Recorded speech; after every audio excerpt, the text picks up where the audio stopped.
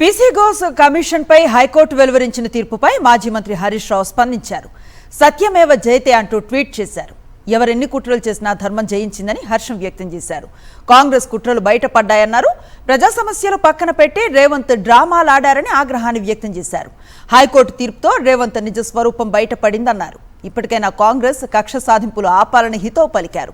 పిల్లర్ల మరమ్మతులు చేసి రైతుల ప్రయోజనాలు కాపాడాలని కోరారు. ముమ్మాటికి కాళేశ్వరం తెలంగాణకు ప్రాణేశ్వరం అని చెప్పారు హరీష్ రావు.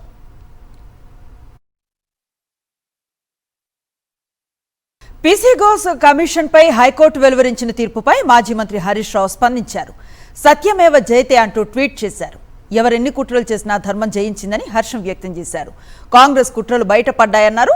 ప్రజా సమస్యలు పక్కన పెట్టి రేవంత్ డ్రామాలాడారని ఆగ్రహాన్ని వ్యక్తం చేశారు. హైకోర్టు తీర్పుతో రేవంత్ నిజ స్వరూపం బయటపడిందన్నారు. ఇప్పటికైనా కాంగ్రెస్ కక్ష సాధింపులు ఆపాలని హితవు పలికారు. పిల్లర్ల మరమ్మతులు చేసి రైతుల ప్రయోజనాలు కాపాడాలని కోరారు. ముమ్మాటికి కాళేశ్వరం తెలంగాణకు ప్రాణేశ్వరం అని చెప్పారు హరీష్ రావు.